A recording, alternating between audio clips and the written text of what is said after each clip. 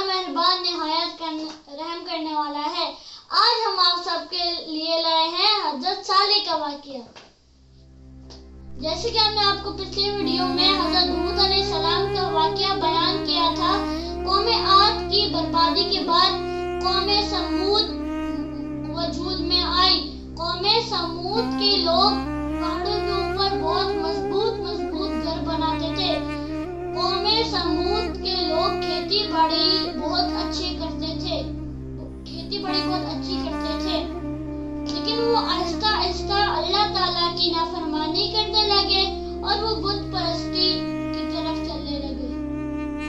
قوم سمود میں حضرت صالح علیہ السلام بہت مشہور تھے۔ ان کی نیکیوں کی وجہ سے اور ان کی مشکلات کی وجہ سے اللہ تعالیٰ نے ان کو اپنا پیغمبر چنا اور ان پہ وحی نازل ہونا شروع ہوئی۔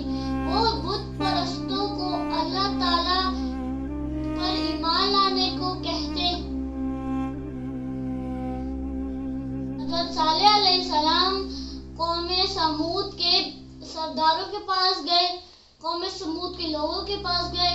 ان نے ان کو جا کے بت پرستی چھوڑنے کو کہا اور اللہ تعالیٰ پر ایمان لانے کو کہا اور ان کی عبادت کرنے کو کہا، لیکن لوگوں نے اور قوم سمود کے سرداروں نے ان کی بات پہ یقین نہیں کیا اور اللہ تعالیٰ پر ایمان لانے سے انکار کر دیا۔ ایک دن لوگ چٹان کے آگے اس کی پوجا کر رہے تھے، تو حضرت صالح علیہ السلام نے آ کے لوگوں کو بولا، اس پتھر اور تمام جہاں کو بنانے والا صرف اللہ تعالیٰ ہے۔ حضرت صالح علیہ السلام نے لوگوں کو کہا کہ اللہ تعالیٰ صرف ایک ہے اور میں ان کا بھیجا ہوا پیغمبر ہوں۔ لوگوں نے ان کی ایک بات نہ سنی اور ان میں سے ایک شخص آگے آیا۔ اس نے کہا، اگر تمہارا اللہ سچا ہے تو اس چٹان کو پھاڑ کے دکھاؤ۔ ایک اور شخص آگے آیا، اس نے کہا، اس چٹان کے پھٹنے کے بعد اللہ تعالیٰ سے بولو، اس چٹان میں سے ایک اونٹنی نکلنی چاہیے جس کے پیٹ میں بچہ ہو۔ پھر حضرت صالح علیہ السلام نے اللہ تعالیٰ سے دعا مانگی اور پھر وہ چٹان پھٹا اور اس میں سے ایک بڑی اور ایک خوبصورت اونٹنی نکلی جس کے پیٹ کے اندر بچہ تھا۔ لوگ دیکھ کے حیران ہو گئے کہ یہ کیسا ہوا۔ کچھ لوگ اللہ تعالیٰ حضرت صالح علیہ السلام کی بات کا یقین کیا اور اللہ تعالیٰ پر ایمان لایا اور اللہ تعالیٰ کے سامنے سجدہ بھی کیا، لیکن کچھ لوگ ابھی بھی اللہ تعالیٰ کی نافرمانی کر رہے تھے۔ وہ سمجھ رہے تھے کہ یہ جادو ہوا ہے۔ وہ اونٹنی پھرتی رہتی، کھاتی پیتی رہتی۔ 3 دن گزرنے کے بعد اس کا ایک بچہ ہوا۔ وہ اس کے پیچھے پیچھے گھومتا رہتا اور اس کا دودھ پیتا رہتا۔ ایک دن سب لوگوں نے حضرت صالح علیہ السلام سے کہا، اس کے بچے کے لیے اتنا دودھ تو کافی ہے، کیا ہم بھی اس کا دودھ پی سکتے ہیں؟ حضرت صالح علیہ السلام نے اللہ تعالیٰ سے پوچھا، پھر ان کو اجازت دے دی۔ پھر جب بھی اونٹنی کنویں سے پانی پیتی تو لوگ اس کا دودھ نکال کے پورے گاؤں میں بانٹتے۔ یہ سلسلہ چلتا رہا۔ جو اللہ تعالیٰ کے نافرمان تھے وہ اس بات سے ناخوش تھے۔ ان نے ایک دن پلان بنایا کہ ہم اس اونٹنی کو مار دیتے ہیں۔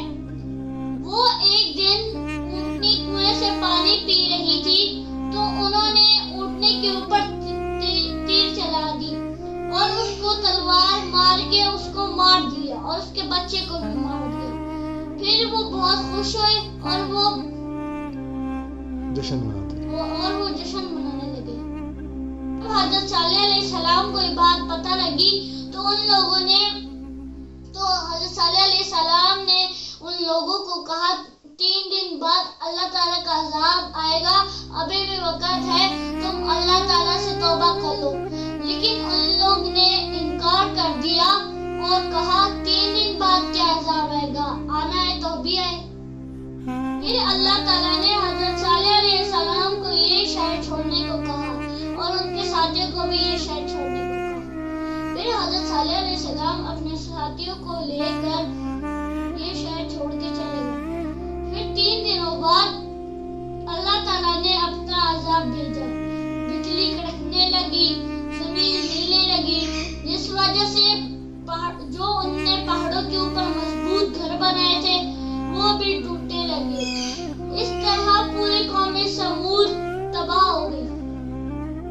حضرت صالح علیہ السلام اور ان کے ساتھی مسلمان اللہ تعالیٰ کے عذاب سے محفوظ رہے اور اب قوم سمود کا نام ہی نہیں رہا۔ تو یہ تھا حضرت صالح علیہ السلام کا واقعہ۔